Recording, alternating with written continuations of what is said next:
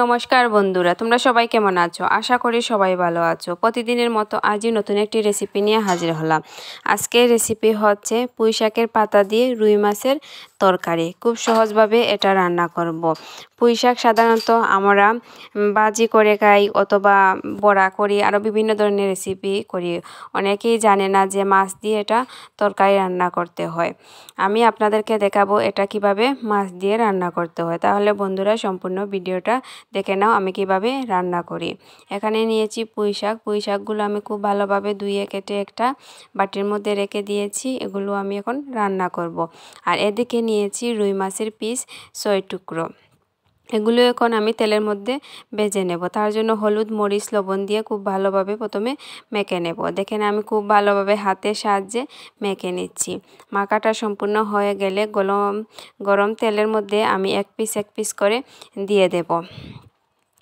যখন মাছটা পুরোপুরি ভাজি হয়ে যাবে ঠিক তখনই নামিয়ে নেব। দেখেন এক সাইড ভাজি হয়ে গেছে মোটামুটি, আমি অন্য সাইডে ফিরিয়ে দিয়ে দুই সাইডই খুব ভালোভাবে ভাজি করে নিয়েছি। এখন এগুলো নামিয়ে নেব। দেখেন একটি প্লেটের মধ্যে আমি সবগুলো মাছ নামিয়ে নিলাম।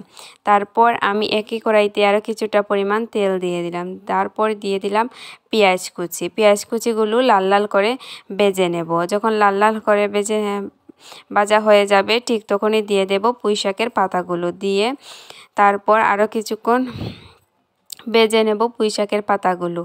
দেখেন আমি পুঁই শাকের পাতাগুলো তেলের মধ্যে খুব ভালোভাবে ভেজে নিচ্ছি। বেশ কিছু সময় নিয়ে এগুলো তেলের মধ্যে কিন্তু ভাজতে হবে। ভাজাটা সম্পূর্ণ হয়ে গেলে তারপর এটার মধ্যে মরিচের গুঁড়া, স্বাদ মতো লবণ, হলুদের গুঁড়া, তারপরে দিয়ে দেব জিরে গুঁড়া, তারপরে দিয়ে দেব ধনে গুঁড়া দিয়ে এটা খুব ভালোভাবে কষিয়ে নেব। কষাটা খুব ভালোভাবে এটা কষাতে হবে। কষানোর মাধ্যমে কাঁচা গন্ধটা কিন্তু চলে যাবে মশলার। দেখেন আমি খুব ভালোভাবে এগুলো কষিয়ে নিয়েছি। কষানো আমার অলরেডি শেষ হয়ে গেছে। দেখেন আপনারা কতটুকু পানি বের হয়েছে। আমি আরও কিছুটা পানি দিয়ে দেব এই পাতাগুলো সিদ্ধ হওয়ার জন্য। শুধু কি পাতা, তার সাথে ছোটো ছোটো ডাঁটাও ছিল, এগুলো কিন্তু সিদ্ধ হয়ে যাবে। দেখেন কিছুক্ষণ পর আমি ঢাকনাটা তুলে নিলাম। দেখেন পাতাগুলো সিদ্ধ হয়ে গেছে, জলটা অনেকটি শুকিয়ে গেছে।